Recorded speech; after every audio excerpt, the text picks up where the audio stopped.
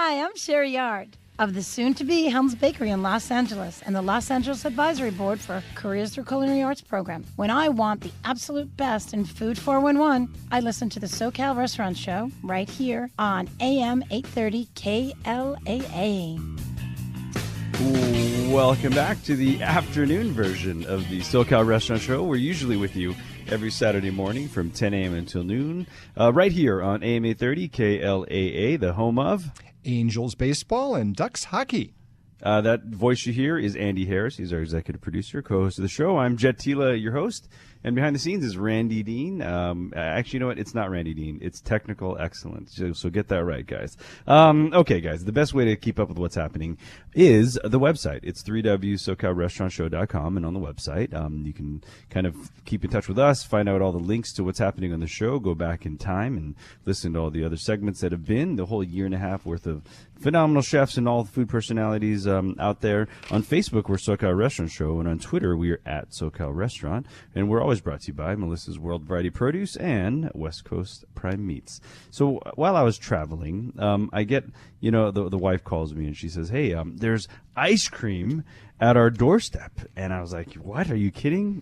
Because I'm not a big dessert guy, but I got to tell you, I am a crazy, crazy ice cream fanatic. And so we go through, there's 8 pints of all single origin ice creams. And let me explain to you what that means. I mean, most of the time, chocolate like coffee are usually like a blend of cacao. You don't know where it really comes from.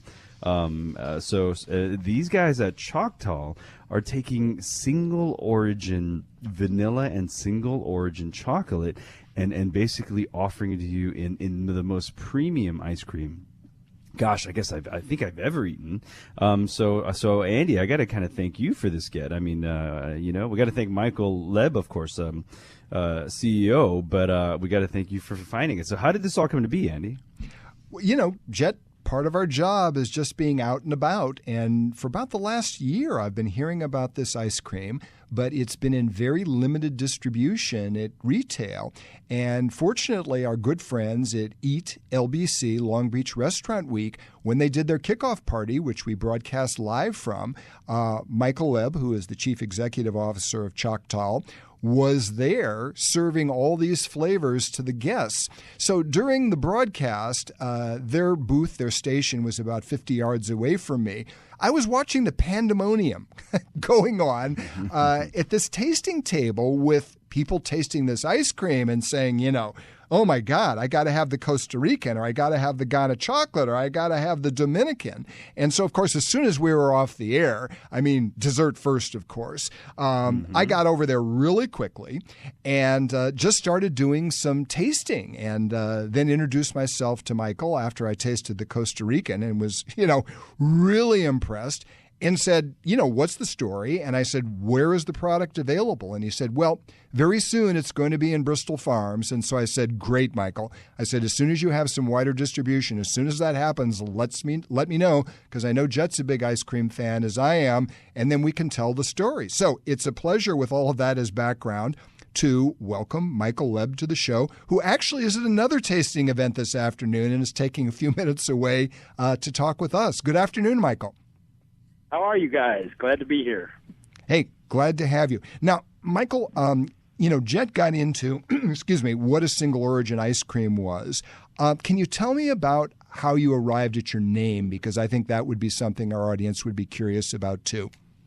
Yeah, sure. Well, the founder of our company is a buddy of mine named Mark Boatwright. Mark founded the company probably 7 years ago, actually.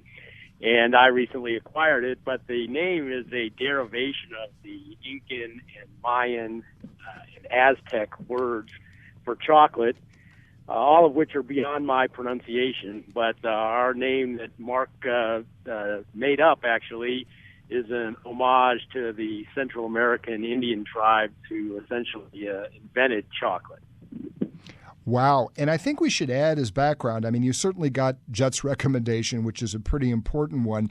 When you want to talk about serendipity, on May 17th, Ruth Reichel, who was the editor of the Late Gourmet magazine for over 10 years, is going to be our guest. Michael, would you like to give the short quote of what Ruth Reichel wrote about in Gourmet when they were talking about your chocolate ice cream? I'm sure you probably have that by memory. Yeah, well, I certainly have a paraphrase of it. I have to say that I'm probably only one of the few guys in the country that has a 20-year collection of gourmet magazines in my cupboard. So I was sad to see the demise of that. But as we all were, Michael, it's hard to believe. Ms. Reichel said, in essence, are you looking for the perfect chocolate ice cream? Well, I think I found it, or rather I found 4. So that was a really nice plug for the 4 chocolates. And in fact, we've since had people say that our vanillas are actually our best chocolates. So the vanillas are moving up in popularity to even rival the chocolates now. Well, Michael, I think everybody should know really the base of any good ice cream is the vanilla. So, if you really knock the vanillas out of the ballpark, I think that says a lot about what the quality of the product is. So why don't we use that as a little segue into talking about how you source your vanilla beans and a little bit of the background of the vanilla flavors that you do, because, you do 4 that are pretty impressive. Well, thanks. Yeah, sure. Happy to talk about that. The 4 vanillas that we currently have are a Mexican vanilla, Madagascar vanilla. We also have an Indonesian vanilla and a Papua New Guinea vanilla. And for all these vanilla extracts, most of them come through suppliers that are actually in the U.S. But there's all different grades and varieties and strengths. And so we've actually spent a lot of time, over the years in the lab and tasting and mixing and sampling and just trying to come up with 4 that not only were our favorites, because everyone has his or her own preference, but also, we did some focus grouping and things that brought a little bit of science, if you will, to the art of tasting. And then we developed tasting notes just like you might find in fine varietal wines or in coffee these days. So we're on a never-ending search and journey, actually, for different vanillas, and we have a couple in the pipeline. Once as you mentioned, we need a little wider distribution, but we're going to hopefully do a little product line extension with some vanillas that we think are really going to blow people's minds.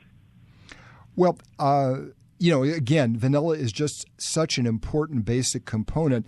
And Michael, you mentioned something really fascinating. We have a lot of chefs and restaurateurs that listen to our show, and we like to kind of give behind-the-scenes information when we can. And I think a point to make at this point when you talk about distribution, in the United States, in supermarkets, the ice cream aisle is dominated by 2 to 3 huge international corporations. And if you have a wonderful product like Choctal and you're trying to get into grocery store distribution, it is very difficult to do because the margins in ice cream are very big. That aisle is extremely competitive in the grocery store. And again, these 2 or 3 global giants, they're not about to give an inch. So the fact that you have been able to get in Bristol Farms based on the fact that consumers came to Bristol Farms and said, hey, we want to taste this product, I think that speaks for itself. And I think it's important for people to know that because, again, it's very, very difficult for a new product from a small company to break into the ice cream aisle anywhere. I mean, it's just ferocious. It is, and, appreciate it. I really couldn't have said it any better than you said it. It's still, we're still in the nascent stages of our company's development here, so we were thrilled to get in Bristol Farms. Once people taste this product, as they're doing here at Artisanal LA, this morning, this afternoon, tomorrow, all day, they really get it. We've just been inundated with consumers at this show down here at what was formerly called the LA Mart, and I guess is now called the Reef, down at Washington and Hill. And, I really just wish I had a video or a microphone at our booth, because the number of oh my gods, oh wows, and holy something else that I can't say on the radio when people taste stuff is, it's really gratifying. People understand and they know that, we are a premium product, and, we're not really trying to compete with those two big global companies that you mentioned, in the sense that our company is a single origin chocolate and vanilla company. Our first product is ice cream, but we have no intention of trying to compete with those folks. Our next product line will be single origin chocolate and vanilla something else, probably a complement to ice cream. Wow. But, Michael, in the minute that we have left, can you give us a quick run-through of the 4 chocolate varieties you're doing right now, and also the website? Because I believe on the website people can find a retailer near them where they can pick up a pint of Choctal and see what it is we've been talking about. Yeah, appreciate it in a minute. So the website is www.choctal.com.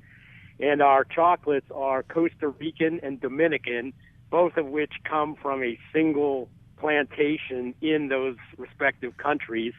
Then we have Kalimantan chocolate, which is from the island of Borneo. And I wouldn't swear to it, but I believe we're the only company in the U.S. that's making any product with that particular cacao. And then the final one is Ghana chocolate from West Africa. A plurality of the world's cacao comes from West Africa. We use Ghana chocolate in large part because they use no child labor to harvest it. So those are our 4 chocolates. Our website, again, is www.choctal.com.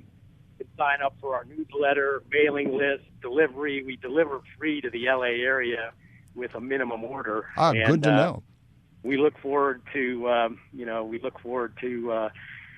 expanding and getting into stores near where all your listeners are. Before I sign off, though, I really got to say I thought Jet should have beat Morimoto. I saw that episode, and I know I didn't get to taste the food, but it looked better to me. So thanks, brother. Hopefully we'll get another chance, man. Hey, the ice creams are phenomenal. Thank you very much for that, and we're gonna do our part to wave the flag.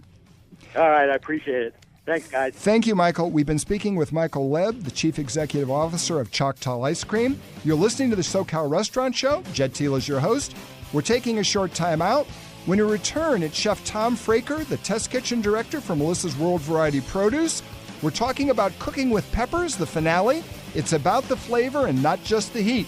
We're proudly presented to you by Melissa's World Variety Produce and West Coast Prime Meats. We'll be right back.